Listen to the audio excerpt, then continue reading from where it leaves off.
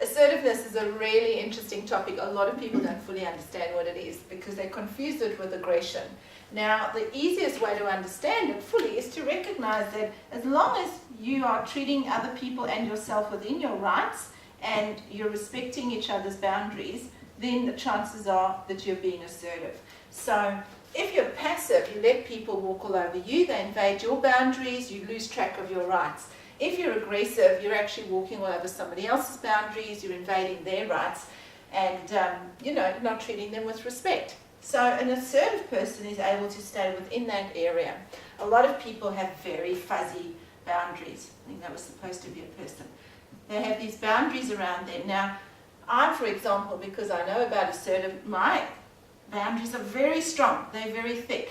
But somebody else will have fuzzy boundaries. And what happens is, I can't see their boundaries. I don't even know they exist. In fact, sometimes passive people don't even know they've got a boundary. So what happens is people invade that boundary and they cause this person to be unhappy. But the person who's passive, they won't say anything about it, they won't do anything about it, they won't even talk about it. But the resentment builds and then one day they explode. They're upset, they're really angry, they even become a bit aggressive because their boundaries have been invaded. But they don't realize, they never actually said, hey, don't do that, I don't like it. Hey, I've got a boundary here, please don't step over it.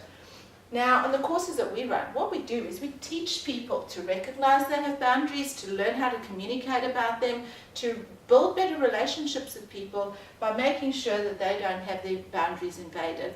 And we teach them how to have that difficult conversation, which most people are really frightened of doing. I always say it's like I have to try to find the right words to fit into someone's mouth so that they can feel comfortable saying it. I've got friends who go, I was in this difficult situation and I thought, what would Suzanne say now? And they just pretended they were me and then they were assertive and they were able to deal with a difficult situation. Well, that's what I do. I teach you not how to be me, but how to be you in a way that really works for you, gets you a much better result in life.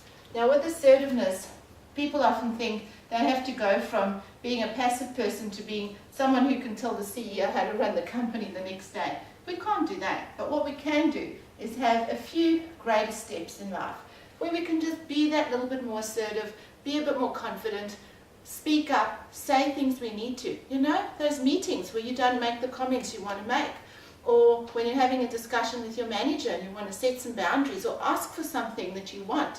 Those are really difficult conversations to have for a lot of people. We try to find a really supportive environment to help teach you and help you understand what it's all about to be assertive. How about learning how to say no? A lot of people struggle with saying no. I teach people to do that all the time. And it's not just no, it's actually why I need to say no. Why is that beneficial? So those are some of the things that we teach. We have a lot of fun though, and there's a lot of practice because you need to practice the skill in order to be able to be more successful in your life. Once you've learned, you'll see, I've had people come back to me and go, I've just got a promotion. I've taken on an opportunity I never would have taken before because I applied what I learned on the assertiveness course. So come along and see.